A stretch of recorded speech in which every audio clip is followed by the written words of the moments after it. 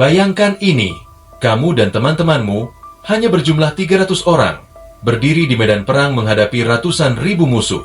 Mundur bukan pilihan, menyerah adalah penghinaan. Satu-satunya jalan adalah bertempur sampai titik darah penghabisan. Itulah yang dialami oleh Raja Leonidas dan 300 prajurit Sparta dalam pertempuran Thermopylae pada tahun 480 sebelum Masehi. Tapi siapa sebenarnya yang menang? Apakah Sparta berhasil mengalahkan Persia? Atau justru mereka hanyalah legenda yang kalah perang?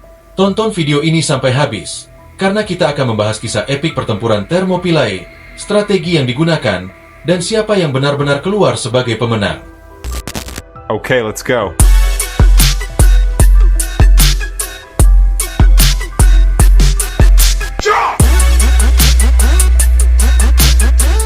Pada awal abad kelima sebelum Masehi, Kekaisaran Persia berada di puncak kejayaannya. Di bawah pemerintahan Raja Xerxes I, Persia telah menguasai wilayah yang luas, mulai dari Timur Tengah hingga Asia Kecil, dan dikenal sebagai salah satu kekaisaran terbesar di dunia pada masa itu. Namun, ambisi Persia tidak berhenti di situ.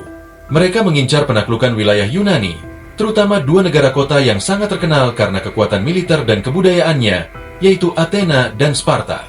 Yunani pada masa itu terdiri dari berbagai negara kota merdeka yang saling bersaing, namun juga mampu membentuk aliansi ketika menghadapi ancaman eksternal. Athena dikenal karena kekuatan armada lautnya, sementara Sparta terkenal dengan disiplin dan keunggulan pasukan infanteri yang terlatih, hoplite. Kedua kekuatan ini menjadi sasaran utama Persia dalam upaya ekspansi mereka. Sebelumnya, pada tahun 490 sebelum Masehi, Raja Darius I, ayah dari Xerxes, telah mencoba menyerang Yunani.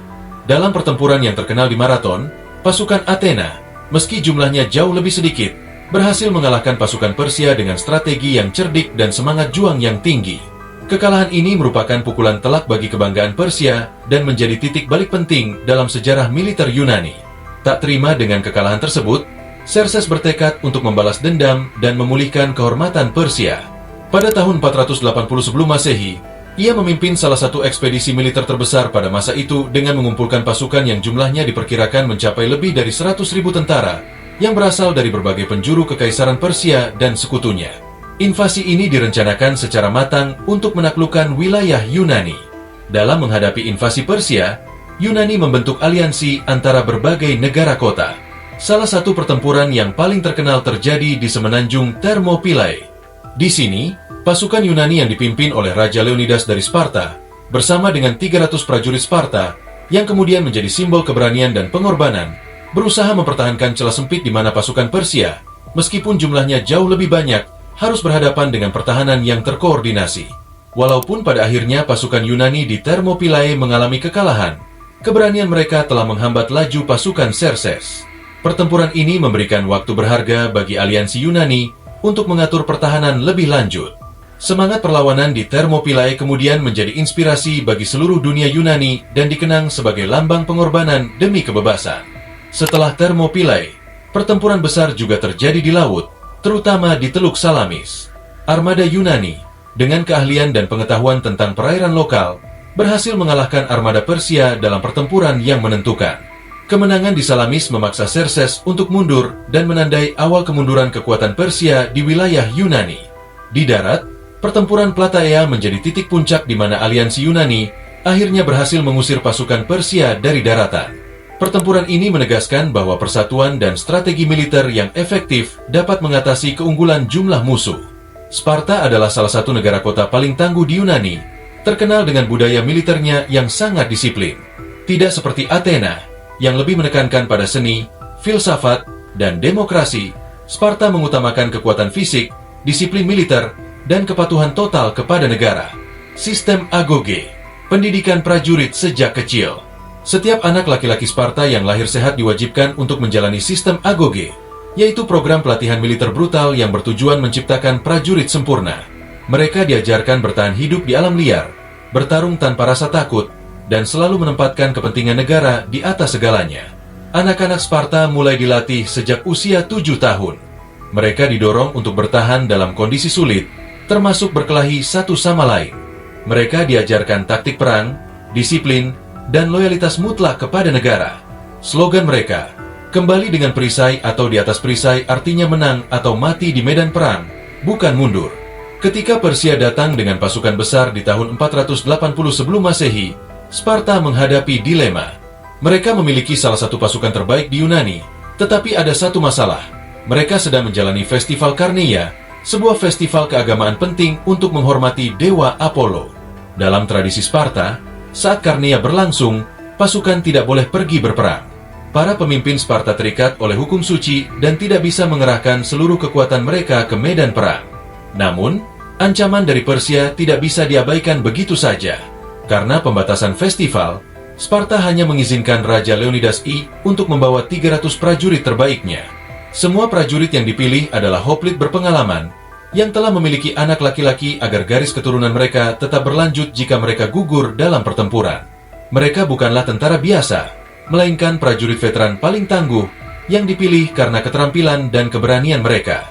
Leonidas tahu bahwa jumlah mereka sangat kecil dibandingkan pasukan Persia, tetapi ia tetap maju dengan strategi cerdas. Leonidas dan 300 prajurit Sparta tidak berperang sendirian. Mereka bergabung dengan sekitar 7.000 pasukan Yunani lainnya, termasuk dari Thespiae, kelompok pasukan yang terkenal loyal dan ikut bertempur hingga akhir bersama Sparta. Thebes, meskipun tidak semua pasukan Thebes mendukung perjuangan ini, sebagian dari mereka tetap ikut bertempur. Berbagai negara kota Yunani lainnya yang juga ingin melawan ekspansi Persia. Meskipun jauh lebih kecil jumlahnya dibandingkan pasukan Xerxes, mereka memiliki satu keuntungan besar, lokasi pertempuran yang strategis. Leonidas menyadari bahwa satu-satunya cara bagi pasukan kecil Yunani untuk bertahan melawan ratusan ribu pasukan Persia adalah dengan memanfaatkan medan perang. Thermopylae adalah jalur sempit di antara gunung dan laut yang hanya cukup dilewati oleh beberapa tentara dalam satu waktu. Dengan bertarung di jalur sempit ini, pasukan Persia tidak bisa menggunakan keunggulan jumlah mereka secara maksimal. Pasukan Yunani menggunakan formasi phalanx, di mana prajurit berbaris rapat dengan perisai besar dan tombak panjang, menciptakan dinding pertahanan yang sulit ditembus. Strategi ini memungkinkan pasukan kecil Yunani untuk menghadapi gelombang demi gelombang serangan Persia dengan efektif. Ketika Xerxes melihat betapa kecilnya jumlah pasukan Yunani, ia awalnya menganggap ini sebagai pertarungan yang mudah dimenangkan. Ia bahkan menawarkan kepada Leonidas kesempatan untuk menyerah dan menyerahkan senjata mereka. Namun, Leonidas hanya menjawab dengan kata-kata legendaris, "Molon labe, datang dan ambil sendiri." Seorang penduduk lokal bernama Ephialtes membocorkan jalur rahasia di gunung kepada Xerxes. Dengan jalur ini, pasukan Persia bisa menyerang dari belakang, menjebak pasukan Yunani. Leonidas menyadari bahwa mereka telah dikhianati. Daripada mundur, Leonidas dan 300 Spartan memilih bertempur sampai mati. Mereka melawan habis-habisan, tetapi akhirnya semuanya gugur, termasuk Leonidas. Thermopylae jatuh ke tangan Persia. Secara militer, Persia menang, karena mereka berhasil menaklukkan Thermopylae dan melanjutkan invasi ke Athena. Secara moral dan sejarah, Sparta menang. Keberanian 300 Spartan menginspirasi seluruh Yunani untuk melawan Persia.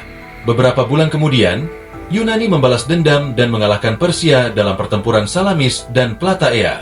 Kekalahan Persia di Yunani menjadi awal kemunduran kekaisaran mereka. Jadi meskipun kalah di Thermopylae, pengorbanan Sparta membantu Yunani menang dalam perang jangka panjang. Kisah Raja Leonidas dan 300 Spartan menjadi legenda yang hidup hingga hari ini. Mereka membuktikan bahwa keberanian dan strategi bisa melawan jumlah yang jauh lebih besar. Mereka menjadi simbol perlawanan, kehormatan, dan keberanian yang luar biasa. Jadi, apakah mereka menang? Di medan perang, mereka kalah. Tapi dalam sejarah, mereka tak terkalahkan. Bagaimana menurut kalian? Apakah 300 Spartan bisa dianggap menang meskipun kalah secara militer? Tulis pendapat kalian di kolom komentar. Jangan lupa like video ini kalau kalian suka kisah sejarah epik, share ke teman-teman yang suka sejarah, dan tentunya subscribe supaya tidak ketinggalan video menarik lainnya. Terima kasih sudah menonton.